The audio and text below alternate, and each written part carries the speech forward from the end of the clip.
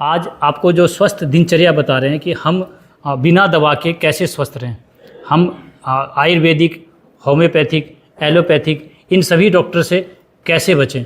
आज देख रहे हैं सब जगह आपके साथ एक षड्यंत्र हो रहा है, आयुर्वेद में भी वही हो रहा है। तो हम चाहते हैं कि हमारा जीवन एक स्वस्थ जीवन हो। तो सुबह उठने से लेकर शाम सोने तक एक दिनचर्या होता है। तो दिनचर्या तो समझ में आ रहा है, पूरे दिन का हमारा फॉलोअप। तो सुबह उठना कितने बजे, आज सबसे विषय यही आता है कि उठना कितने बजे। तो आपने सुना ब्रह्म मुहूर्त के बारे में। सुबह ब्रह्म मुहूर्त का टाइम क्या होता है, सूर्य निकलने से 2.5 घंटे पहले। तो सूर्य का टाइम तो बदलता रहता है, सर्दियों में कुछ और, गर्मियों में कुछ और बदलता रहता है। तो आप कैसे उठोगे सूर्य निकलने से 2.5 घंटे पहले? हो सकता है क्या? नहीं जी। अगर हम लोग सूर्य निकलने से 2.5 घंटे पहले उठते तो बीमार ही नहीं पड़ेंगे। जैसे आपने देखा होगा ऋषि मुनि, वो लोग सूर्य निकलने से 2.5 घंटे तो ध्यान करते हैं वो लोग।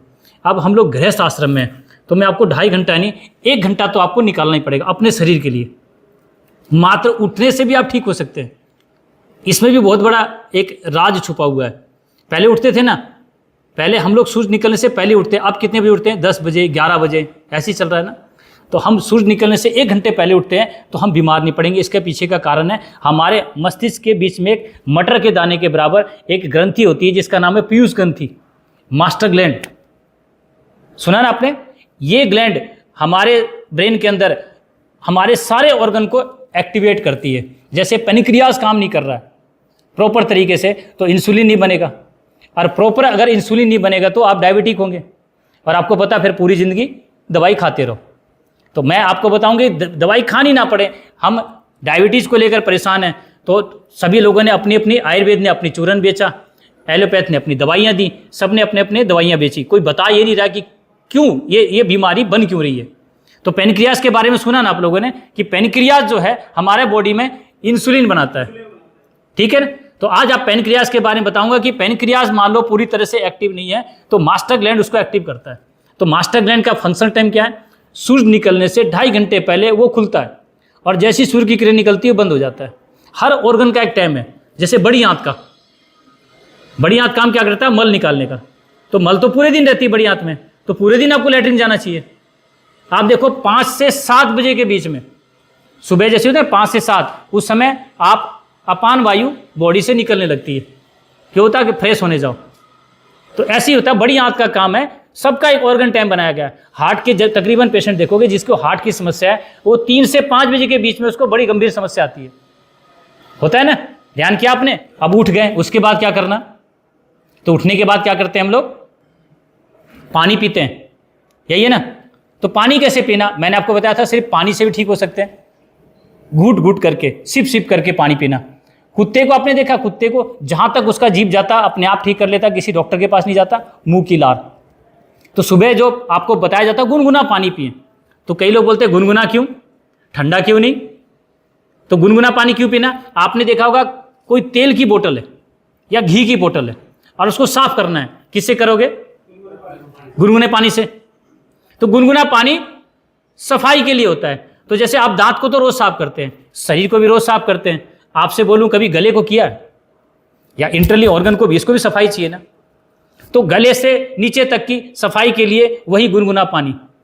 तो कोई भी आपसे पूछे गुनगुना क्यों, ठंडा क्यों नहीं, तो आप उसको ये बोल सकते हैं शरीर की सफाई, मुंह से मूलाधार तक की सफाई हो जाएगी।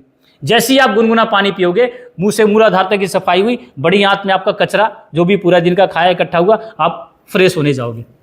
अब बड़ी आंत की सफाई होगी। समझ में आ रहा है मेरी बात? सरल भाषा में समझा रहा हूं ना। तो सुबह का गुनगुना पानी कितना पीना? तो कई लोग बोलते हैं 1.5 लीटर, कई कहते हैं 2.5 लीटर। सबके अपने अपने विचार रखे गए, और हमारा मानना है कि जितनी इच्छा उतना पियो। आपको 1 गिलास पीना 1 गिलास पियो, आपको 2 पीना 2 पियो। मेरा मानना है जबरदस्ती नहीं, शरीर के साथ कभी जबरदस्ती नहीं करनी है किसी को। आपको जितनी इच्छा उतना पियो। तो 1 गिलास तो पी सकते हैं। तो पीने का तरीका सिप सिप करके। अब देखो सफाई भी होगी और साथ में एंटीबायोटिक भी चली जाए। तो मुंह की लार बेस्ट एंटीबायोटिक है। एक्जिमा, दाद, खाज, खुजली पर लगाते हैं, ठीक होती है, सुना है ना। तो आप क्या करो, मुंह में पानी भरो और कूला करो और मुंह के अंदर ले जाओ। अब आपने एक बार कूला किया, अंदर ले गए, आपने एक एंटीबायोटिक की गोली खा ली, बेस्ट एंटीबायोटिक दुनिया की, जिसका कोई साइड इफेक्ट नहीं। कितना अच्छा काम है। आपने 2 बार कूला किया, 2 गोली खा ली। अब 1 गिलास पानी को पीने के लिए आपने 15 से 20 बार कूला किया, अब 20 गोलियां तो सुबह सुबह खा ली। अब सुबह पहले सबसे ज़्यादा हमारे पेट में एसिड होता है, सबसे ज़्यादा हमें लार की ज़रूरत, और मुंह की लार एल्कलाइन है, बॉडी एसिडिक है, तो हो गया ना पूरा। अब दिन में कितनी बार पानी पीते हैं? अब आपको नियम बना लो, पानी पिए तो घूट घूट करके, सिप सिप करके पिए, आपको बॉडी एल्कलाइन रहेगा, आपको किसी दवाई की जरूरत नहीं है। तो सुबह का गुनगुना पानी, बाकी टाइम आप घड़े का पानी पी सकते हैं। घड़े का पानी क्या होता है? मिट्टी के घड़े का, वो रूम टेम्परेचर के अकॉर्डिंग रहता है। और ठंडा पानी पिए तो आपको कॉन्स्टिपेशन होगी। ठंडा पानी पिए तो आपको जो शरीर के अंदर जो ब्लड है वो पूरा क्या करता है, हमारे पानी को गर्म करने के लिए चला जाता है, तो आंत संकुचित हो जाती है, तो आपको कॉन्स्टिपेशन, कब्जी होगी। तो पता क्या होता है, आपने सुना होगा पेट सफा तो रोग दफा, और पेट सफा नहीं तो सारे रोग इकट्ठे हो जाएंगे। तो ठंडा पानी कभी नहीं, ठीक है। पानी कैसा? घड़े का पानी रूम टेम्परेचर के अकॉर्डिंग रहता है। और आप पीते फ्रिज का, आप जितने भी लोग देखेंगे जो फ्रिज का पानी पीने वाले हैं, उसको लंबी कॉन्स्टिपेशन मिलेगी, कब्जी मिलेगी। आ रहा समझ में? तो सुबह का पानी गुनगुना, बाकी टाइम घड़े का, मटके का पानी। आजकल आरओ वाटर, अब आरओ बंद हो गया तो एल्कलाइन वाटर। अब एल्कलाइन की जो मशीन है 2,80,000 की, कहाँ से लाएं? तो मैंने आपको बताया हमारे मुंह की लार एल्कलाइन है, तो हमने मुंह में लगा दिया। तो पानी जो साफ करने का तरीका है, आप मटके में पानी भरे, एक फिटकरी आती है पिंक कलर की, देखा आपने? एक तो फिटकरी आती है जो सेविंग करते हैं, वो सफ़ेद रंग की होती है, एक होती है पिंक कलर की, गुलाबी कलर की, जो ऊंट को देते थे पेट साफ करने के लिए। आपको कभी कोई फौजी भाई आपको मिले या आप बैठे हो तो आपको पता है, एक फौजी भाई ने मुझे बताया कि हमारी ऐसी जगह पर ड्यूटी थी जहाँ पर एक नहर का पानी आता था, और उस नहर में तो कई बार बकरी, भेड़, कई बार तो ऐसी लाश भी मरी हुई बहती थी, और हम लोगों को वहाँ पर सरकार ने फिटकरी दे रखी थी, वही पिंक कलर की। तो वो फौजी, आपको पता है कि सरकार को कितना उस पर खर्चा लगता है फौजी को तैयार करने में, तो फौजियों को फिटकरी दे रखी थी। यानी वो गंदा नहर का पानी भी फिटकरी को घुमाकर पिएंगे तो पानी साफ हो जाता है। तो आप क्या करें, आपके पास तो शुद्ध पानी आता है, साफ आता है, ठीक है, तो आप मटके में भरें और फिटकरी लें और पानी में डुबोकर 7 बार लेफ्ट और 7 बार राइट, ठीक है, फिटकरी बाहर निकाल लें, आपका पानी बिल्कुल साफ हो जाएगा। अब तो समझ में आ रहा है ना, पानी साफ हो गया बिल्कुल, आप इस पानी को पी सकते हैं, ठीक है। और एक भस्म आती है गोबर के कंडे की राख, उसको भी आपको बनाना सिखाऊंगा कैसे, अगर है बनाना आता है तो ठीक, नहीं तो आप यहाँ से भी ले जा सकते हैं। दिया मैंने आपके पेशेंट को, अब आधा चम्मच उसमें डालकर पानी में घुमा दें। पानी को आप जांच करके देखना, जो गंगा जल का पानी होता है ना, सेम वैसा बन जाएगा, शुद्ध पानी। तो मैंने आपको पानी शुद्ध करने का तरीका बता दिया। भस्म नहीं है कोई बात नहीं है तो फिटकरी घुमा लेना, ठीक है। 5-7 पत्ते तुलसी के ले लो, तुलसी बेस्ट एंटीबायोटिक है। तुलसी 2 तरह की होती है, रामा एक श्यामा। श्यामा यानी सांवला रंग पत्ते का, रामा यानी हरा रंग, ठीक है। सांवला पत्ते ले लो, 5-7 पत्ते तुलसी के डाल लो, तो फिटकरी घुमाए 7 बार लेफ्ट और 7 बार राइट, और तुलसी के पत्ते 5-7 पत्ते डालो। अब पानी आपका बिल्कुल शुद्ध हो चुका है, ऐसा पानी आप पी सकते हैं। पानी का क्लियर हो गया, पानी पी लिया, उसके बाद फ्रेश होके आए। फ्रेश होके आने के बाद क्या करते हैं, दांत की सफाई, ब्रश करते हैं, है ना। सभी लोग ब्रश नहीं किया, पहले तो ब्रश नहीं था, पुराने समय ब्रश था क्या, दातून था, ठीक है। दांत की सफाई करी, ब्रश। तो आप दांत की सफाई का सबसे बड़ा विषय मैंने बताया था आप लोगों को, जितने भी लोग आप पेस्ट कर रहे हैं उसमें सब में झाग निकलता है ना। और आप देखते हैं जब पेस्ट करते हैं तो मुंह सूख जाता है, लार नहीं बनती।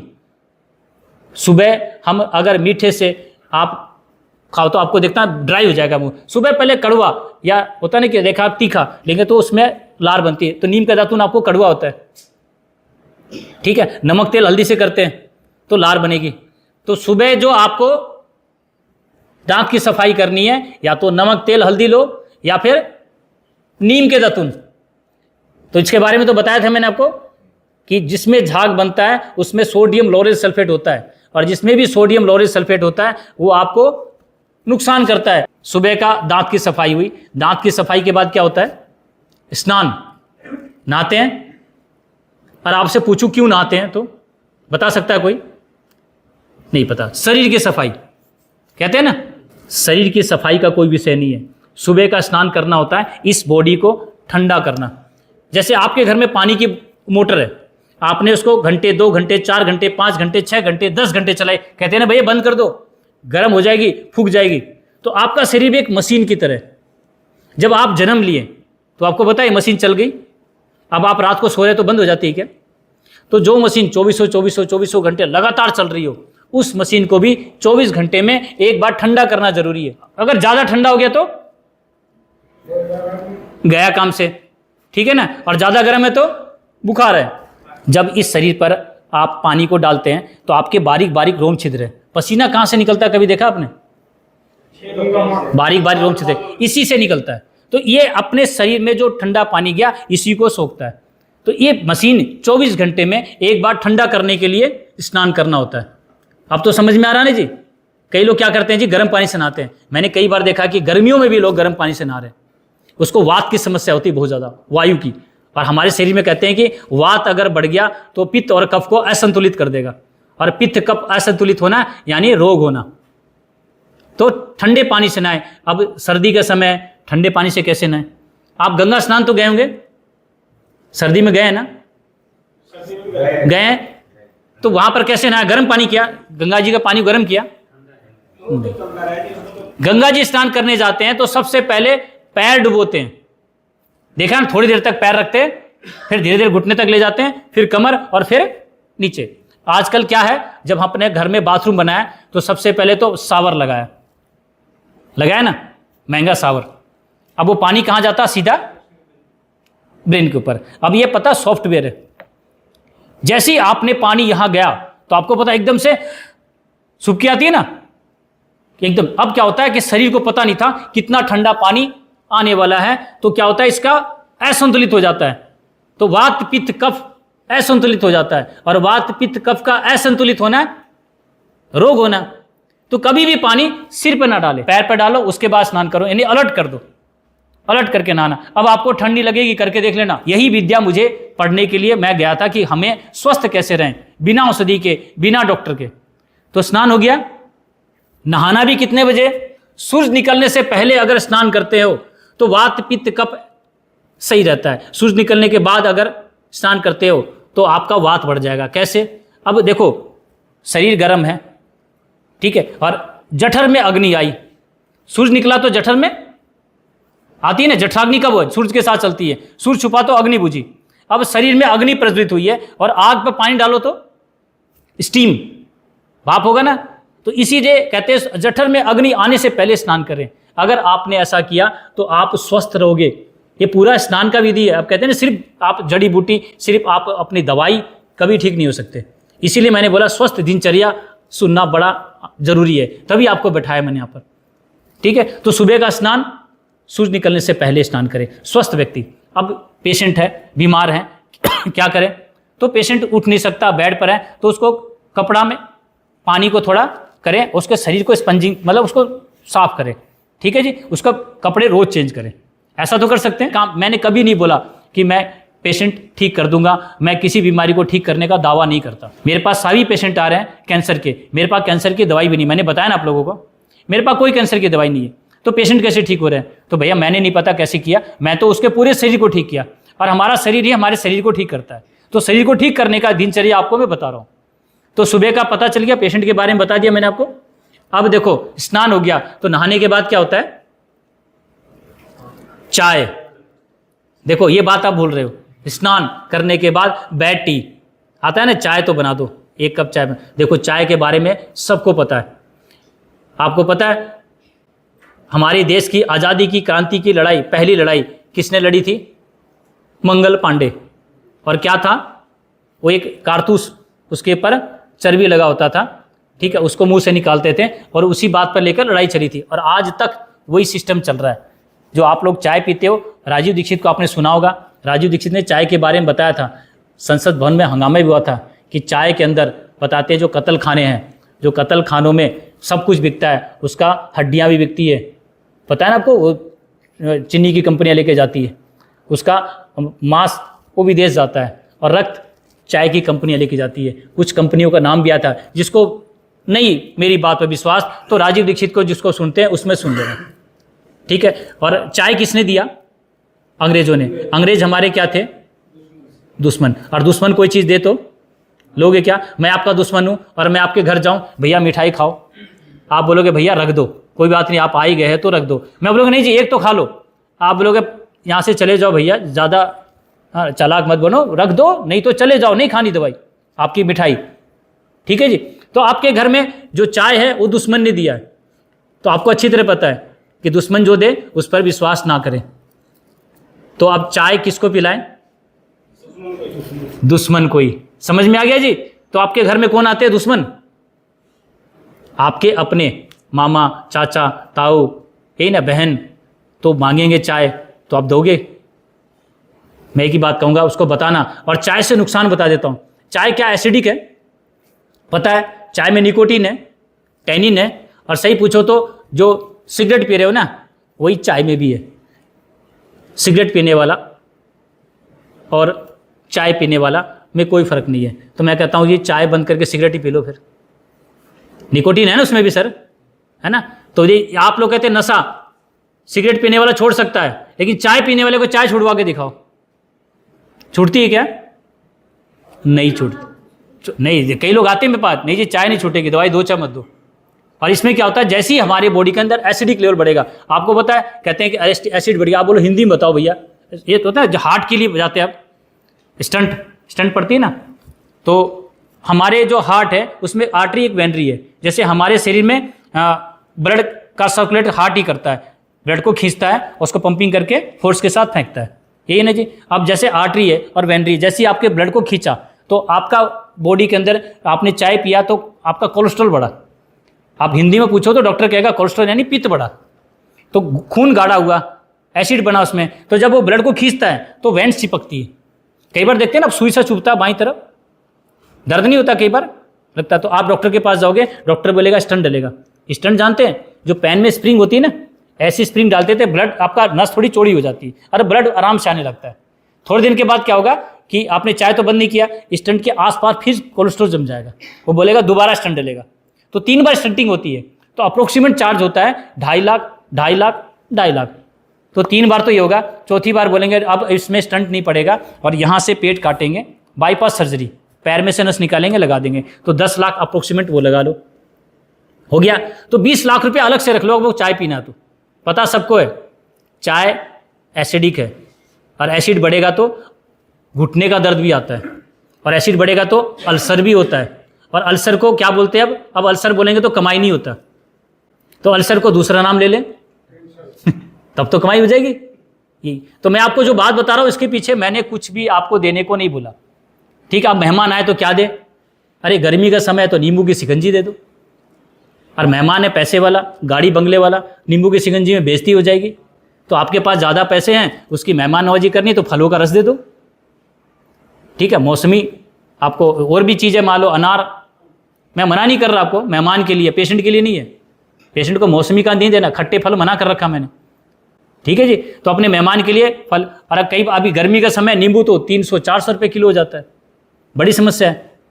तो आप क्या करो, 1 गिलास पानी और छोटा सा गुड़ दे दो। पहले देते थे ना, तो मेहमान नवाजी हो सकती है। गरीब से गरीब, अमीर का भी बता दिया, और मीडियम मध्यम वर्ग का भी बता दिया। तो चाय का किस्सा समझ में आ गया। चाय मेरे पेशेंट को मत देना, ठीक है। और आपको पीना तो पी लो, मेरा भी धंधा चलेगा। मेरा तो काम है आपको बताना, बाकी करना नहीं करना आपकी मर्जी है। तो आपको बीमार नहीं होना, क्योंकि पेशेंट को ठीक करने की तो बात है नहीं, हम कहते हैं आगे बीमारी ना हो, इसी के लिए बात बता रहा हूँ। तो चाय बंद। तो सुबह पहले जैसे ही आप चाय बंद करोगे तो भूख लगेगी बड़ी तेज। तो आयुर्वेद कहता है कि सुबह पहले राजा की तरह खाओ। अगर आपने भरपेट भोजन किया तो दोपहर में भूख आपको नहीं लगेगी, ठीक है जी। अब लगेगी शाम को, ऐसा ही होता है। और सुबह क्या करते हैं आप लोग? नाश्ता, ब्रेड, बिस्किट, 1 चपाती दे दो, फटाफट खा के भागते हो। तो वही लोगों को दोपहर में खाने की जरूरत पड़ती है। तो आपने सुना था ना कि हे परमात्मा 2 वक्त की रोटी दे दे, सुना था ना? कभी किसी को बोलते सुना कि हे परमात्मा मेरे को तो 3 वक्त की दे दे, या मेरे को तो 4 वक्त की दे दे, जिसको 2 वक्त मांगता उसको दे दो। यही था ना। इसके पीछे का रहस्य बताता हूं। अगर आप 2 वक्त का खाना खाते हैं तो बीमार ही नहीं पड़ोगे। और 2 वक्त का भोजन बताया गया, सुबह और शाम का जो भोजन है जो डिफरेंट होना चाहिए, वही आपको अगर आपने किया तो बीमार ही नहीं पड़ोगे। रात का भोजन कभी नहीं बताया, रात्रि भोजन कहीं नहीं लिखा है। ये रात्रि भोजन जिसने किया उसी को समस्या हुई है, ठीक है। तो सुबह का भोजन भरपेट करो, भरपेट करोगे तो दोपहर में भूख नहीं लगेगी, ठीक है ना। अब दोपहर में भूख लगी तो क्या करें आप? ये मूंग, चना, मोठ अंकुरित कर लो, ये आप लोग सुबह खाते हो, ठीक है। ये खा लो दोपहर में, लगे तो जो हार्ड वर्किंग करते हैं, पसीना बहाते हैं, जो मजदूरी करते हैं, उसको लगे तो ये आप अपने डिब्बा भर के ले जाओ। और आप क्या करो, आपको 4 बजे भूख लगती है, ध्यान है, बड़ी तेज लगती है, मन करता कुछ बिस्किट, नमकीन, चाय, टोस्ट, मन करता है ना जी, समोसा, यही आता मन में। 4 बजे भूख लगती है, सबको लगती है। क्यों लगती है, इसके पीछे का विज्ञान बताता हूं मैं। आपके शरीर में जठराग्नि सुनी ना, और हमारी जठराग्नि सूर्य से चलती है। आपका शरीर 5 चीज से बना है, पता है? मिट्टी, वायु, जल, अग्नि और आकाश, यही है ना जी। पूरा पंच तत्व, मिट्टी, वायु, जल, अग्नि, आकाश, पूरा वायुमंडल है। इस वायुमंडल में जो भी कुछ होगा आपके बॉडी में भी होगा। अब इसमें सूर्य निकला तो इसमें जठराग्नि प्रज्वलित हुई। अब इसमें सूर्य छुपा तो अग्नि भी बुझी, ठीक है। और आपने कभी दिया को बुझते देखा है?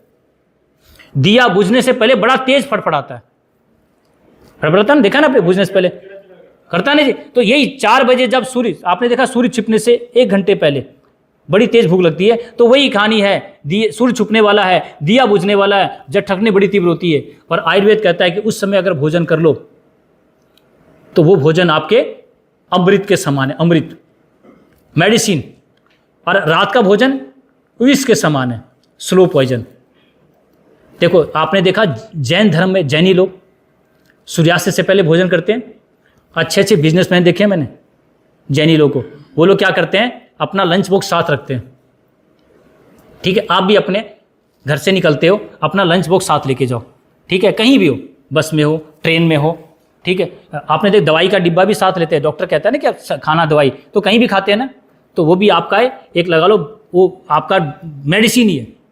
कहीं भी भूख लगे आप लंच बॉक्स खोल लो और 4 बजे अपना भोजन कर लो। अगर आपने ऐसा 21 दिन भी कर लिया, मैं कहता हूं कि आप बीमार ही नहीं पड़ोगे सूर्यास्त से पहले। और पहले देखो किसी घर में इन्वर्टर होता था क्या?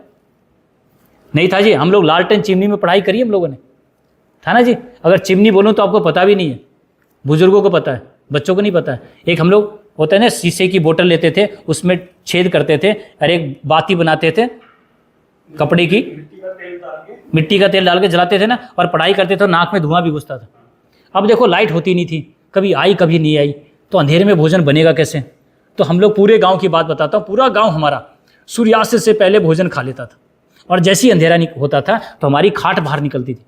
बेड नहीं था क्या? बेड नहीं था, हम खाट पर बाहर निकालते थे या छत पर सोते थे, ही था ना जी। तो सभी लोग हम सूर्यास्त से पहले भोजन करते थे। तो उम्र कितनी थी पहले? 80, 95, 100, 105 थी ना। और अब कितनी है? 30, 35, 40, 55, 60। अब तो कहते हैं 60 साल में सरकार भी कहती है कि तुम्हारा शरीर काम करनी है, रिटायर्ड। और पहले 80 साल में भी हम खेती करते थे। अभी देखो आप अपने बच्चों से खेती करवा के दिखाओ, नहीं होगा। ये जो हमारे खेतों में आती है ना फसल की कटाई, अगर ये बिहारी ना आए तो नहीं होगा। बोलोगे भैया रहने दो, इतना तो डॉक्टर को दियाएंगे हम, बीमार पड़ गए तो फसल, खड़ी फसल भी खराब हो जाएगी। तो आज ये जान कहाँ गई बॉडी की? पहले 80 साल के उम्र के बुजुर्ग हमारे खेती करते थे, था ना जी। अब तो सही पूछो तो खेत छोड़ना पड़ रहा है, हो ही नहीं रही खेती, करने वाले कोई नहीं है। और जो बचता भी है तो वो लावणी करने वाले आते हैं, वो ले जाते हैं, बाकी ट्रैक्टर ले जाता है, ठीक है। तो मैं जो आपको बात बता रहा हूँ उसके पीछे का कारण बता रहा हूँ। तो सूर्यास्त के बाद भोजन नहीं करते थे पहले हम, सूर्य छुपने से पहले हमारा भोजन हो जाता था, तो इतनी बीमारियां नहीं थी। पहले देखा इतने डॉक्टर, इतने हॉस्पिटल थे क्या? नहीं थे। ये जब से हुआ, जब से अब क्या होता, आप कितने बजे खाना खाते हैं आप लोग? 10 बजे, 11 बजे, कई बार तो 12 बजे तक हमने लोगों को देखा खाना खाते हुए। वही लोगों, क्योंकि अब जठर में अग्नि नहीं है और आप भोजन कर रहे हो तो भोजन पचेगा नहीं, सड़ेगा। जैसे आप चाय बना रहे हो या मान लो कि आप दाल बना रहे हो और गैस को कर लो बंद, क्या बनेगी आपकी दाल? तो वही कहानी है, आप रात का भोजन करते हो, वो भोजन पचता नहीं है, तभी ये बीमारियां होती है। अगर आपने ऐसा किया, जितने भी लोग जॉब करते हैं, क्या करें जी, हम तो लेट आते हैं, हमारा ड्यूटी ऐसा है, 11 बजे छूटते हैं, 10 बजे छूटते हैं, अब हम क्या करें? तो लंच बॉक्स लेके जाओ, कर सकते हैं ना। अब रात हुई जी, भूख लगी तो क्या करें? भूख लगे तो माँ का दूध, माँ जानते हैं, एक ही चीज को जानते हैं, जन्म देने वाली, है ना, एक ही माँ जानते हैं। जबकि हमारी माँ 9 माँ है, बोल तो दिया आपने, 9 माँ। धरती को क्या बोलते हैं? गंगा को गायत्री, गऊ को ऐसी हमारी 9 माता हैं और उसी को कहते हैं मानव, जिसके जीवन में 9 माँ। अब तो सिर्फ एक ही माँ ध्यान है और वो भी परेशान है, उसको भी अनाथ आश्रम में छोड़ दिया है। जबकि कृष्ण जी की सुना था ना, एक माँ जन्म देने वाली, एक माँ पालने वाली। कई बार जन्म देने वाली माँ का दूध नहीं होता, तो डॉक्टर कहता है क्या, भैंस का दूध पिलाओ। मना करता है ना, भैंस का दूध नहीं पचेगा, गाय का क्यों पिलाएं, माँ के दूध के बराबर है। इसलिए माँ थी, और अभी माँ कहाँ आपकी पालने वाली, अनाथ आश्रम में, गौशाला, ये बोल सकते हैं ना, क्योंकि बेचारी दूध कम देती है। आपने जब अपने बच्चे को जन्म दिया था, कितना दूध था आपका? माँ जिसको बोलते हैं उसका दूध का आकलन होगा क्या? देखो, गाय के दूध का पूरा रिसर्च हो रहा है। गाय के दूध में बोरोसिन नाम का तत्व पाया जाता है जो ब्रेन को शार्प करता है।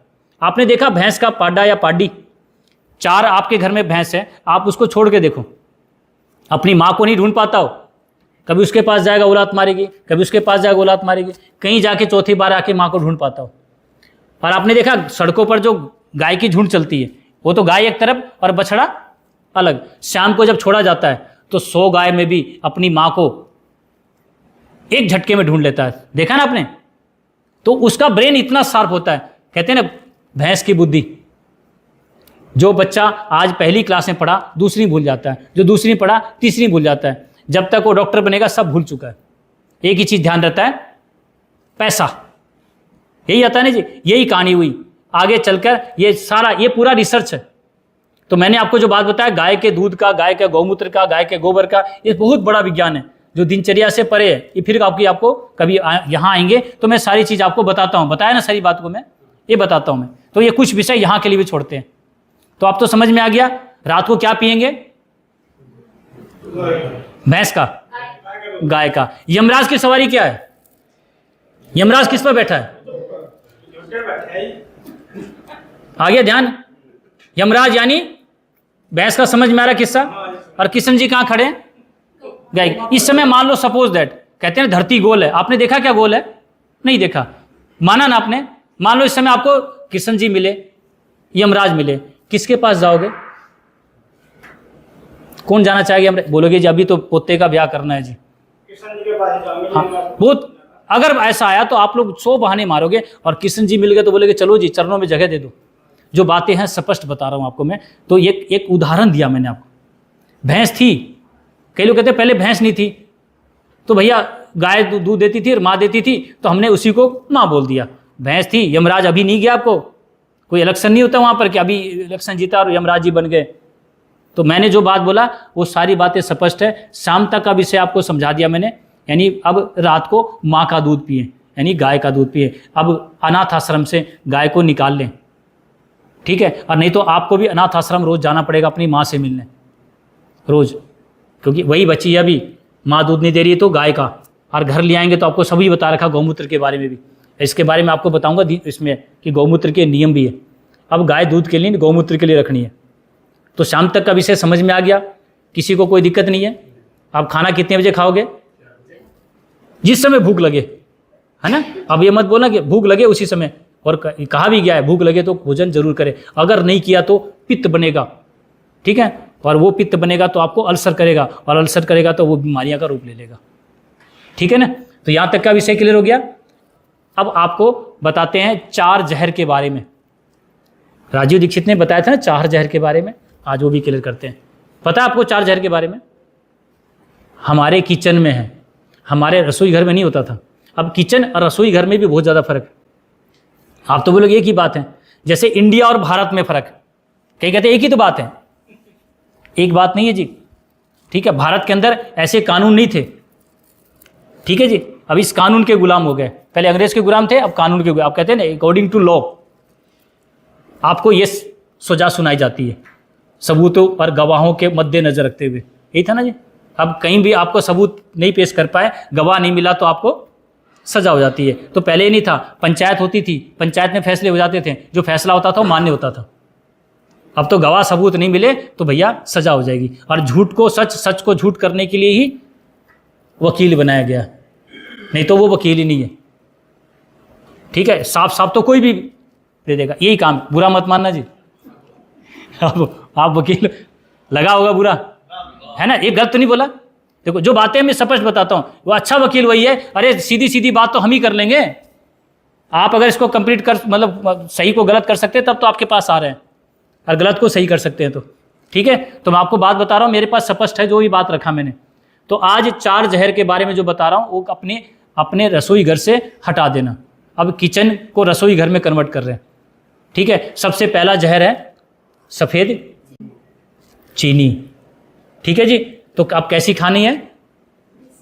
देसी खांड, ठीक है। चीनी के बारे में पता है ना, और गन्ने से ही चीनी बनती है, गन्ने से ही देसी खांड बनती है, गन्ने से ही गुड़ बनता है। लेकिन गुड़ का रंग काला और चीनी का रंग सफ़ेद क्यों? उसको इतने केमिकल डाले जाते हैं, जाके देखना कहीं, जब शुगर की यहाँ पर मिल है ना, नाक पर कपड़ा रखना पड़ता है। और जो शुगर के मिल में काम करता हो कभी नहीं खाता, उसको पता है।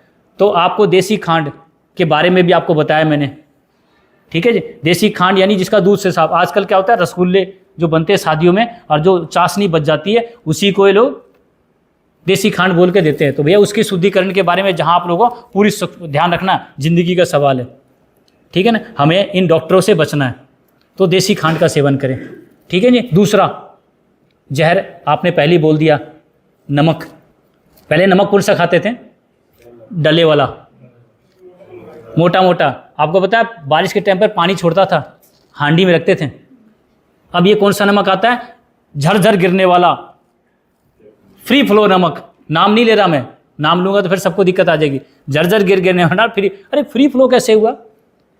फ्री फ्लो करने के लिए उसमें केमिकल डाला गया है, पढ़ लेना आप।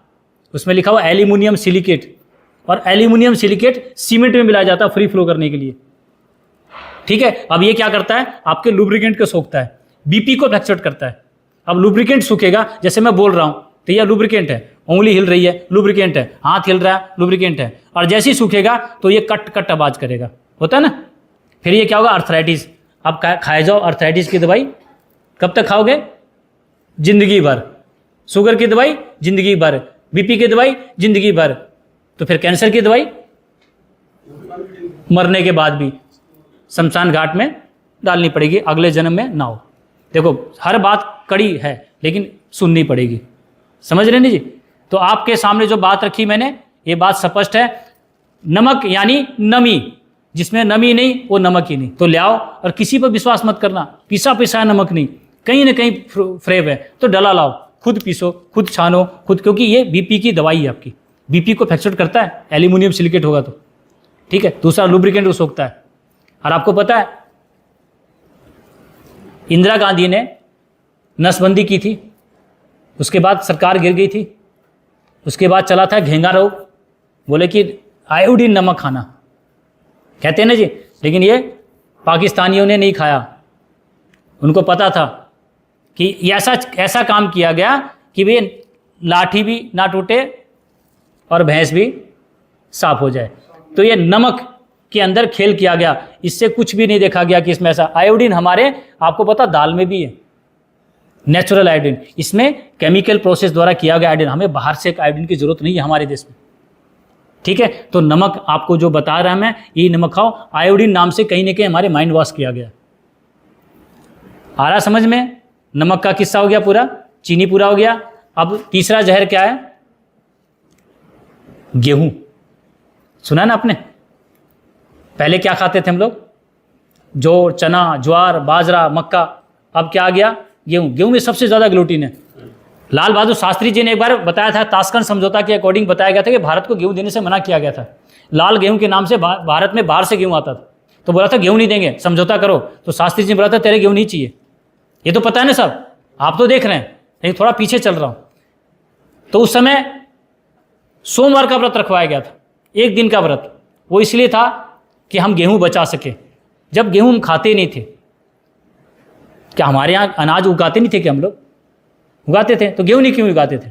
कोई खाता ही नहीं था, तो बाहर से क्यों मंगाते थे? जब खाता नहीं था तो गेहूं को स्टोर कर सकते आप, जो चने को स्टोर करके देखना, जो इल्ली पड़ जाएगी, होता है ना जी। तो गेहूं स्टोर कर सकते थे। तो हम यहाँ बाहर से इसलिए मंगाते थे कि कहीं पर आपदा आ गई, सूखा पड़ गया, कहीं बाढ़ आ गई, तो उस जगह के लिए सरकार हेल्प करती थी। तो उसके बाद क्या हुआ, जब सरकार ने ये बोला शास्त्री जी ने कि गेहूं उगाओ, तो हमारे भारत देश के वासियों ने बोला गेहूं नहीं उगाएंगे, कोई खाता ही नहीं है। तो उस समय MSP लागू किया गया, मिनिमम प्राइस रेट। तब बोला गया हम खरीदेंगे, सरकार बोली हम खरीदेंगे आपसे, तब आप लोगों ने गेहूं उगाया था। अभी भी देखते हैं आप लोग कई बार देखते हैं अनाज मंडियों में गेहूं की बोरी बाहर होती है और बारिश गिर रहा है और वो सड़ रही है। आप लोग कहते हैं देखो सरकार कितनी पागल है, गेहूं खराब हो रहा है, इसका केयर नहीं कर रही। अरे अगर उसको केयर कर ली, अगर खराब नहीं हुआ तो दूसरी साल खरीदेगी, क्योंकि सरकार के पास स्टॉक है, आपदा कहीं आई नहीं है। लेकिन वो एक कानून बनाया गया कि आपसे गेहूं खरीदा जाएगा, तो हर साल गेहूं खरीदना उनको। ये तो सरकार के लिए फायदा हो गया कि ब्रेड की कंपनियां खरीद ले जाती इसको, और ब्रेड आपको बड़ा अच्छा लगता है खाने में। ठीक है, तो मैं आपको एक बात बता रहा हूं, इसके पास स्पष्टीकरण है मेरे पास। गेहूं पहले बटेऊ आता था हमारे यहाँ, हरियाणा में कहते हैं ना बटेऊ, बटेऊ यानी हमारे जीजा जी, हमारे रिश्तेदार, तभी गेहूं बनता था ना जी, मांडा जब भी बनता था ना, हरियाणा वाले तो जानते हैं। ठीक है, आपने अपनी बात कह दी, मैं कहूँगा आपके दादाजी का दादाजी का नाम बताओ, तीसरी पीढ़ी का नहीं पता, पिताजी का पता है और पिताजी के पिताजी का पता, उसके बाद नहीं पता। तीसरी पीढ़ी में खेल हो चुका है। ठीक है जी, तो मैंने आपको जो बात बताई उसके पीछे का पूरा कारण, पहले हमारे यहाँ जब शादियाँ होती थी ना, तो वो एक चाइनीज बल्ब नहीं लगते थे, हम लोग लाल पीली हरी वो लाते थे, एक वो होता ना कागज, उसको तिकोनी काटते थे और उसको चिपकाते थे। जिस घर में वो बंदरवाल सा लगा होता पता चलता इसके घर में कोई प्रोग्राम है, शादी है, यही था ना जी। किसी चिपकाते थे, आटे के लिए बनाते थे गेहूं की, और आप चिपका के देखो, सूखने के बाद उसको हटा के देखो, हटेगा नहीं, फट जाएगा। आप जौ से चिपकाओ, चने से चिपकाओ, बाजरे से चिपकाओ, नहीं चिपकेगा।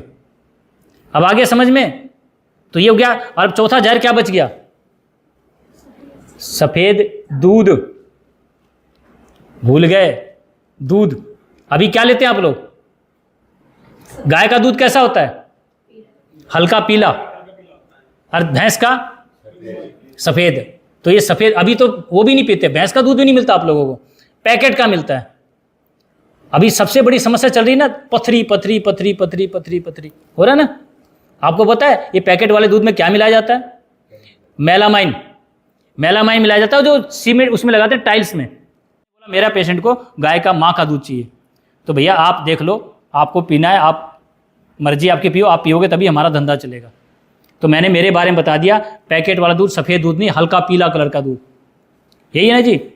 तो ये बातें, चार जहर भी क्लियर हो चुका है, आ गया समझ में? ठीक है, मैदा तो है ही बहन जी, जब गेहूं बना बंद कर रहा हूँ मैं, तो मैदा का क्या मतलब हुआ? मैदा तो उससे ज़्यादा खतरनाक है। और अब तो जितनी भी बाजार में चीज़ें आती है ना, सब मैदे की, चाउमीन है ना, बर्गर, और उसके बाद आता है ना ये मोमोज, समोसा, प्रसिद्ध समोसा की दुकान होती है ना कई बार। यही बातें ध्यान रखना, कोई प्रसिद्ध नहीं हो, आपके साथ एक खेल हो रहा। मैदा, मैदा सबसे ज़्यादा चिपकने का गुण है। और हमारी बड़ी आंत जो है ऐसे असेंडिंग है, ये ट्रांसफर ऐसे डिसेंडिंग, ऐसे ही है ना जी।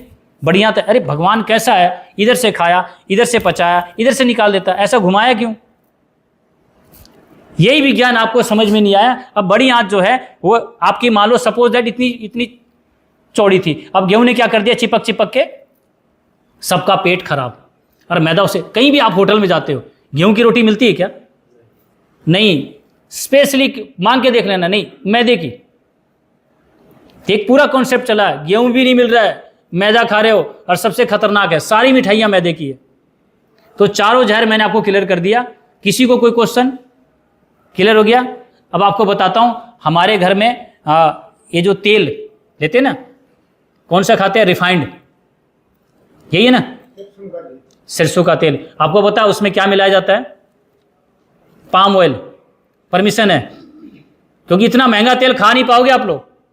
सरसों क्या रेट है देखो, उसमें निकाल के, बिक जाएगा इतना सस्ता? निकालो कितना निकलता आपका एक किलो में? फिर क्या रेट गया सरसों का तेल? ये सस्ता कैसे हो गया? आप लोग खा ही नहीं पाओगे। तो उसमें पाम ऑयल मिलाएंगे, परमिशन दी गई है, बाकायदा अप्रूव्ड दिया गया है। सरसों का शुद्ध तेल खाओगे तो आपको लुब्रिकेंट की समस्या आएगी नहीं। ठीक है, एक राजीव दीक्षित ने बताया था, एक तो सबसे रिफाइंड के तेल के क्लियर कर दें, क्या कहते हैं जी क्या दिक्कत है खाने में? तो राजीव दीक्षित ने कहा था कि जिस तेल को शरीर पर लगा नहीं सकते उसको खा भी नहीं सकते। तो आपने देखा होगा शरीर में हम सरसों तेल की मालिश करते थे, पहले ही था ना जी, कहते सरसों के तेल की मालिश करेंगे तो काले हो जाएंगे। तो आपके सारे बच्चे काले हैं क्या? किया ना सरसों तेल? ये सच्चाई है। ये कहीं ना कहीं दिमाग में नई जो जनरेशन आई उसको बोला गया। तो नई नई कंपनी आ गई तेल लेके। देखो आप रिफाइंड तेल की मालिश करके देख लो, कभी सिर में लगा के देखो, लगा पाओगे क्या? नहीं। तो सबसे शुद्ध तेल है सरसों, और आप अपने आंखों के सामने निकलवाओ। अगर कोल्हू का मिलता है, कोई अच्छा कोई ऐसा व्यक्ति है, उसका महंगा मत देखो, उसका प्रोसेस देखो, उससे पता करो क्या रेट की शीर्ष हुई है, ऑर्गेनिक है तो क्या भाव पड़ा है, तो प्रोसेस कितना होगा। देखो खाने के लिए फटाफट खा लिया, लेकिन आपको पता सबसे ज़्यादा जो दिक्कत आ रही डॉक्टरों की फीस। ये डॉक्टर से कैसे बचे? कहते हैं बीमारी से तो बचो ना बचो, लेकिन डॉक्टर से बचो। हुआ ना ये कहानी, अभी देखा ना आपने, क्लियर हो गया, सब कुछ बिक गया ना। ये तो डॉक्टर से बचो। आज आयुर्वेद में भी ऐसे डॉक्टर बैठ गए, तो हम लोगों से कैसे बचें, इसीलिए दिनचर्या बता रहा हूं। तभी मेरे पास इतना टाइम लगता है, और आप कहते हैं जल्दी करो, फटाफट करो, जाने दो। अब समझ में आता है इस बात है आपको, तो इसीलिए बैठाता हूं, इसीलिए मेरे पेशेंट को देखने में मुझे इतना टाइम लगता है। सुबह 10 बजे बुलाता हूं और शाम 4 बजे तक फ्री होते हैं। इतना बैठा के क्या करूंगा? फिर भी मैंने आपको बताया, फिर भी एक वीडियो वो भी दे दूंगा आपको मैं।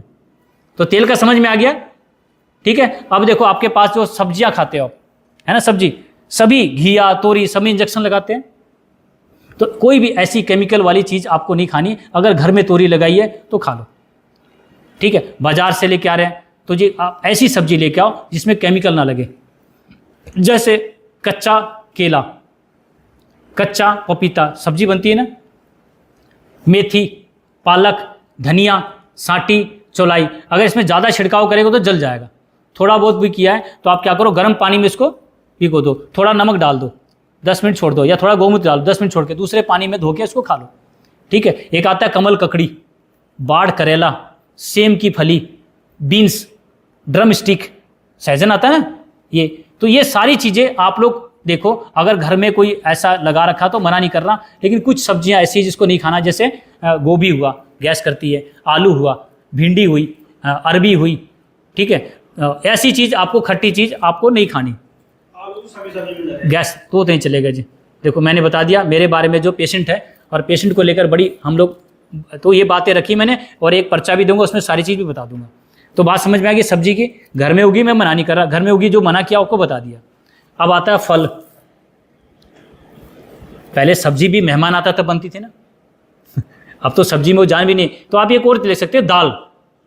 दाल जो है मिट्टी की हांडी बनाओ, बड़ी अच्छी लगेगी, किसी सब्जी को खाने की जरूरत नहीं है। और मूंग की दाल जल्दी पचती है, तो मेरा पेशेंट मूंग की दाल छिलके वाली जल्दी पचेगी। जो जल्दी पचेगा तो उसको शरीर को मेहनत नहीं करना पड़ता, कार्बन में कर्मठ नहीं होता है, और कार्बन सेल्स ही आपका डैमेज सेल्स होता है, ठीक है जी। तो ये बात समझ में आ गई, सब्जी भी क्लियर हो गया। अब फल में जितने भी फल खाते हो, केला, पपीता, चीकू, आम, अंगूर, किससे पकाया जाता है? कार्बाइड से। कार्बाइड क्या है? कैंसर कारक है, तो ऐसे फल नहीं खाने। जो कार्बाइड नहीं लगता वो खा सकते हैं, जैसे अनार। अनार में आप फल वाले से पूछना, भैया कार्बाइड लगाते हो? अरे बोलो कार्बाइड लगाएंगे तो काला पड़ जाएगा, पूछ के देखना, अनार में नहीं लगता। फिर नारियल पानी, परमात्मा देखो कितना अच्छा है, उसको पता था इंसान खेल करेगा, तो नारियल में देखो डबल छिलका लगाया। एक तो मोटा हार्ड परत लगाया, उसको बोला इंसान इसमें भी खेल कर देगा, तो एक छिलका और लगा दिया, छिलके पर छिलका, डबल सुरक्षा चक्र, डबल इंजन वाली सरकार। तो अब आगे समझ में, तो ये डबल आपका सुरक्षा चक्र दिया गया है। तो नारियल पानी पेशेंट जितना पिए पिलाओ, ठीक है। नारियल का, वो गिरी वाली नारियल आती है ना, जो माता रानी को चढ़ाते हैं तो फोड़ते हैं तो गिरी निकलती है मोटी मोटी, ठीक है। अब कई बार दूध नहीं मिलता शहरों में, क्या करे जी, दूध नहीं है, तो ऐसा गिरी वाली नारियल लो, उसके छोटे छोटे टुकड़े करो और मिक्सी में डालो और पानी डाल के ग्राइंड करो और फिर उसको गारो, वो दूध बन जाएगा, ठीक है। लेकिन उसकी चाय नहीं बनती, तो ऐसा दूध भी पेशेंट को पिला सकते हैं। अब वो उसका जो बुरादा बचा, आप उसको चटनी बना लो, ठीक है, वो चटनी भी खिला सकते हैं। उसमें थोड़ा देसी खांड डाल के कोई मिठाई बना लो, वो भी दे सकते हैं। तो नारियल के बारे में आपको बता दिया जी सारी चीज़। तो आप महिलाएं हैं तो आपको अच्छे अच्छे डिश भी बनानी आती होगी, तो आप बना सकते हैं नारियल को लेकर। तो नारियल हो गया, उसके बाद अनार हो गया, ठीक है। 2 फल मुझे याद है जी जिसमें सुरक्षा है, वो देख लो। बाकी आपको पपीता खाना है तो मार्केट से कच्चा ले आओ, उसको अखबार लपेट के अनाज में दबा दो, अब पक जाएगा, ये खा सकते हैं। तो आप घर में पका रहे हैं तो आपको मना नहीं कर रहा है, तो घर में पका रहे तो केला भी खा सकते हैं, लेकिन पका हुआ बाजार का केला कार्बाइड का होता है, ठीक है। तो फल का क्लियर हो गया, सब्जी क्लियर कर दिया। अब आप देखो, अब मुझे नहीं पता जी, आजकल वो सिस्टम गया, डिप करते हैं आजकल, एक केमिकल आता है, अब कार्बाइड में डिप किया, उसको रख दिया, हो जाता है। तो आप देखो जी, आपको मैंने बता दिया, अगर शुद्ध है तो खाने को मना नहीं किया मैंने, ठीक है। अब आपको बताता हूँ बर्तन। पहले कैसा बर्तन होता था? पीतल, तांबा, कांसा, लोहा और मिट्टी, यही है ना। अब क्या है? स्टील, एल्युमिनियम और नॉन स्टिक, ये नहीं चलेगा। ठीक है, तो सबसे अच्छा बर्तन बताओ कौन सा? मिट्टी। मिट्टी सबसे अच्छा है। आपको बताऊं, उससे भी अच्छा बर्तन सोने का बना सकते क्या? अरे बोलो, आभूषण तो है नहीं सोने का।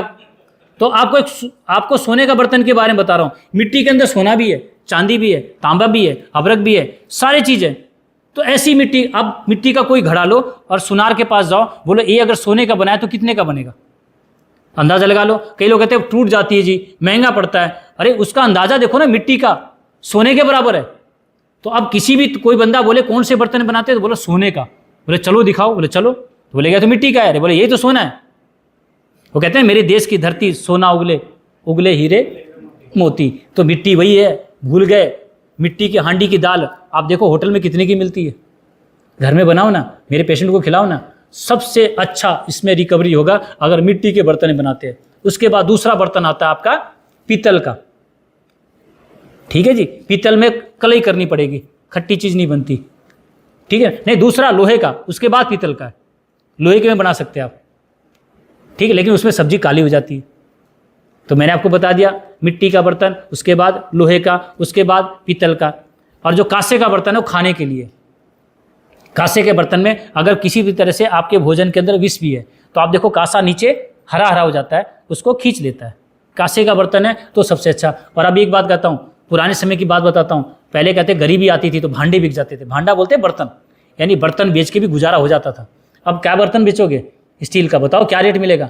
और अभी अगर कांसे का बर्तन खरीदा, आगे उसका रेट बढ़ गया, आप पुराने बर्तन देके नए बर्तन खरीद सकते। 2 बर्तन आ जाएगा एक के बदले में। तो पहले कांसा क्या रेट था, अब क्या रेट है, आप अंदाजा लगा लो। तो अभी आपका समय है, अगर आपके पुराने बर्तन हैं तो उतार लो। ठीक है, तो मेरे पेशेंट को मिट्टी के बर्तन में खिलाना। तो बर्तन भी बता दिया, 4 जहर भी बता दिए, सब्जी बता दिया और फल भी बता दिया। सारी बात क्लियर हो गए?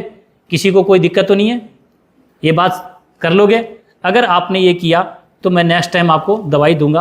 अगर आपने ये नियम नहीं किया, अगली बार मैंने पूछा तो मैं नहीं दूंगा। अब एक नियम और बच गया, सबसे उत्तम, सबसे जरूरी, गौमूत्र। ठीक है जी, तो सबसे पहले गौमूत्र का नियम आपको बता देता हूँ। गौमूत्र सबसे पहले देसी गाय हो। तो देसी गाय का सबको पता है? नहीं पता? तो देसी गाय की पहचान है, उसका जो कंधा होता है, सूर्य केतु नाड़ी, वो उठी होती है। ठीक है जी, जैसे उदाहरण के रूप में दिखाता हूँ आपको। जैसे ये गाय, हाँ ये देखो, ये होता है ना, ये इसका धुआं है, इसको कहते हैं सूर्य केतु नाड़ी। ये यहाँ से सूर्य से क्रिया प्रज्ञा ऊर्जा को शोषित करती है। गौमूत्र में, गोबर में, दूध में यही क्रिया और प्रज्ञा ऊर्जा है। तो ये होना चाहिए। गले में झालर होगी, सींग होगी, पीछे पीठ थोड़ी उठी सी मिलेगी। ठीक है, नीचे नाभि मिलेगी। तो ये, अरे सबसे अच्छा एक और भी, दोगली में भी सारी चीज़ होता है, दोगली गाय में। अब कैसे पहचाने? तो जब वो बोलेगी तो उसके मुंह से उच्चारण निकलेगा माँ। और जर्सी कैसी बोलती है? वाँ। और सिर में दर्द होता है। ठीक है, तो सबसे अच्छा उदाहरण बता दिया बोलने के बारे में, इससे पता चल जाता है। तो सबसे पहले देसी गाय हो। दूसरा, बीमार ना हो। बीमार गाय का गौमूत्र नहीं ले सकते, अगर ले लिया तो फिर दिक्कत आ जाएगी। कैसे पता चलेगा? हम तो डॉक्टर नहीं है। तो उसके नाक पर देखोगे पानी की बूंद मिलती है, हल्की हल्की पानी की बूंद है, तो वो बीमार नहीं है। अगर सूख गई तो बीमार है। तो डॉक्टर भी बना दिया मैंने आपको। ठीक है, बीमार ना हो। तीसरा, अगर गौ माता मान लो आज गर्भवती हो गई है, आज उसने गर्भ धारण किया है, तो आप उससे 45 दिन तक गौमूत्र नहीं ले सकते। ठीक है, 45 दिन के बाद यानी 1.5 महीने बाद आप उस गाय से गौमूत्र ले सकते हैं जिसने गर्भ धारण कर लिया है। अब गौ माता बच्चा देने वाली है तो 45 दिन पहले मल गिरने लगता है और बच्चा देने के 45 दिन बाद तक मल गिरता है। तो 3 महीने लास्ट का छोड़ दो। ठीक है जी, अब बीच बीच का ले सकते हैं। 11 उस दिन ले सकते हैं, अमावस्या उस दिन ले सकते हैं, या फिर ग्रहण हो, सूर्य ग्रहण या चंद्र ग्रहण, उस दिन में ले सकते हैं। ठीक है, ये नियम हुए। अब बर्तन के बारे में बताता हूँ। एक तो सबसे सूरज निकलने से पहले गौमूत्र लेना, सूरज निकलने के बाद नहीं ले सकते। अगर सूरज निकल गया, आप गौमूत्र ले रहे हैं, गौमूत्र एसिडिक हो गया है, आप लेंगे तो लीवर भी खराब हो जाएगा। सूरज निकलने से पहले वो एसिडिक नहीं है। जैसे आप देखते हैं ताड़ी का पेड़, ताड़ी देखा है? ताड़ी जब सुबह लेते हैं तो वो पेट के लिए फायदेमंद है सूरज निकलने से पहले। जैसे जैसे जैसे जैसे सूरज की किरण बढ़ती है वैसे वैसे उसमें नशा बढ़ता है। यानी वही ताड़ी सुबह तो आपको फायदा था, दोपहर में वो नशे के रूप में ली जाती है। ऐसी गौमूत्र है, सुबह सूरज निकलने से पहले लेना। और जिस बर्तन में आप ले रहे हो वो बर्तन मिट्टी का हो, चीनी मिट्टी का हो या फिर कांच का हो। बस 3 ही बर्तन बताए मैंने, कोई दूसरा नहीं। कई बार बोलेंगे जी आपने बताया कांसे का अच्छा, पीतल का अच्छा, मत ले लेना। अगर कोई धातु में ले लिया तो वो खत्म हो जाएगा, उसके गुण, अपने धातु अपने गुण छोड़ते हैं। ठीक है, तो मिट्टी, चीनी मिट्टी या कांच, ये 3 ही बर्तन बताएं, इसके अलावा नहीं। अब इस गौमूत्र आपने इकट्ठा ले लिया, अब क्या करना है जी, सूती कपड़े की 8 तय करो, 8 तय। ठीक है, और गौमूत्र को 8 बार छानो। छान लिया, अब आधा कप गौमूत्र और आधा कप पानी मिला लो। ठीक है जी, मिल गया। अब इसमें 5 पत्ते बेलपत्र के लेने हैं। बेलपत्र जानते हैं, शिव जी पे चढ़ाते हैं। एक पत्ते में 3 पत्ता होता है। ठीक है, ऐसे 5 लो तो 3 के हिसाब से 5 या 15 पत्ते हो गए। अब सिलबट्टे में चटनी बनानी है, मिक्सी में नहीं, सिलबट्टे पर। कोई भी औषधि बनती है, आपने देखा ना, मर्दन होता है, मिक्सी में नहीं करते हैं, तो सिलबट्टे पर चटनी बनानी है, पत्थर के सिलबट्टे पर। अब उसको आप क्या करो, गौमूत्र में डाल दो, जो आपने छान के रखा है, आधा कप गौमूत्र आधा पानी, उसमें डाल दो, मिला दो। और फिर एक बार सिंगल कपड़े की तह से एक बार और छान लो कि मोटा मोटा कोई पत्ता रह गया हो, पीते टाइम फंस नहीं जाए। ये सुबह सूरज निकलने से पहले, ठीक है, ये प्रक्रिया करनी है। और पीना भी सूरज निकलने से पहले। तो ये पीने वाला हो गया। अब किसी को भी जख्म है कहीं भी बॉडी के बाहर या बाहर है कहीं भी, या मुंह के अंदर है, तो आपको क्या करना है, गौमूत्र लेना, यही छना हुआ, उसमें पानी नहीं मिलाना है। ठीक है, और 1 गिलास गौमूत्र की मात्रा बता रहा हूं। अगर मात्रा बढ़ानी हो तो आप दूसरा गिलास ले तो उतनी मात्रा हल्दी की बढ़ा लेना। 1 गिलास गौमूत्र में आधा चम्मच हल्दी डालना है। हल्दी भी शुद्ध होनी चाहिए। ठीक है, जो आपको यहाँ से दूंगा मैं, बाकी आप अपना मत लगाना कि मेरे पास अगर है तो भैया अपना जानो। मैं तो इसलिए दे रहा हूँ कि करक्यूमन की मात्रा इसमें सबसे ज़्यादा है। और जो आप मार्केट में हल्दी मिल रही है वो आपको करक्यूमन निकाल लिया गया है। करक्यूमन बहुत महंगा बिकता है, तो वो हल्दी आपको जो दी रही है उसमें करक्यूमन नहीं है। इसी वजह से आप लोगों को कैंसर के सेल्स बॉडी में बढ़ जाते हैं। शुद्ध हल्दी खाओगे तो करक्यूमन आपके बॉडी के अंदर जाएगा, कैंसर के सेल्स डेवलप नहीं करेंगे। ठीक है, आधा चम्मच हल्दी डाल के मिट्टी के बर्तन में 1 उबाल करनी है, बस 1 उबाल। 1 उबाल होने पर उसको उतार लो, उतार के एक बार सूती कपड़े से एक बार और छान लो। ठीक है, और कांच की बोतल में भर लो। अगर आपको मात्रा बढ़ानी है तो 2 गिलास है तो 1 चम्मच डाल लो, 1 गिलास की आधा चम्मच है, 2 गिलास की 1 चम्मच, इतनी मात्रा बढ़ा लो। और इसको आपको जख्म की सफाई करनी है। कहीं भी जख्म है बाहर का, मुंह के अंदर है तो मुंह में डाल के गरारे करने हैं। जैसे अंदर के गले के पास है तो ऐसे करके गड़ गड़ गड़ गड़ गरारे करो और फिर फेंक दो। ठीक है, नीचे तक गया तो 1 घूंट और उसको पी लो। ये आपको सुबह सुबह, ये आपको दिन में कम से कम 5 से 7 बार करना है। सुबह वाला तो जो बेलपत्र वाला सूरज निकलने से पहले पीना है। ये आपको दिन में 5 से 7 बार आप लोग गरारे कर सकते हैं और इसको पी सकते हैं। देखो, जितनी बार आप गरारे करोगे उतनी जल्दी ठीक होगा। तो मैंने 5 से 7 बोला और 8 से 10 भी कर सकते हो। ठीक है जी, बाहर की जख्म की सफाई करो। अब सफाई कर दी, फिर आपको यहाँ से एक स्प्रे दिया था, गेंदा का बनता, गेंदे के फूल का, क्योंकि बाजार में गेंदा आपको पता है हाइब्रिड कर दिया गया है। स्प्रे मारो। ठीक है, एक सदाहरी के बारे में बताया आपको मैंने। ठीक है, देखा आपने, वो आपको दिया भैया, फोटो दिया। सदाहरी के पत्ते लेने, उसकी चटनी बनानी है, उसको जख्म पर लगा दो, उसके रस को लगा दो, जख्म जल्दी भरता है। ठीक है जी, और गेंदा का पेस्ट भी बना सकते हैं। अगर शुद्ध गेंदा का फूल है जिसमें खुशबू आ रही है तो गेंदे के फूल की ऊपर की पंखुड़ी तोड़ो। ठीक है, पीली पीली वाली, नीचे वाला हरा वाला फेंक दो। ठीक है, ऐसे 3-4 फूल ले लो, उसमें 1 चम्मच हल्दी डालो, थोड़ा सा गौमूत्र डालो और उसको सिलबट्टे पर चटनी बनाओ, वो पेस्ट बन जाएगा। तो गेंदा का पेस्ट ये भी आप जख्म पर लगा दो, जख्म बड़ी जल्दी स्पीड में भरती है। तो ये दोनों बता दिया आपको, सदाहरी का बता दिया, गेंदा का पेस्ट ही बता दिया। तो ये गौमूत्र का विषय क्लियर हो गया, समझ में आया। अब तो कोई कितना पीना मात्रा बता दिया मैंने, आधा कप गौमूत्र आधा पानी। तो नियम समझ में आ गया। ये नियम आपको मैं PDF फाइल के रूप में भी दूंगा, अगली बार पूछूंगा भी, और ये वीडियो भी दूंगा। ठीक है, अब आप लोग जा सकते हैं।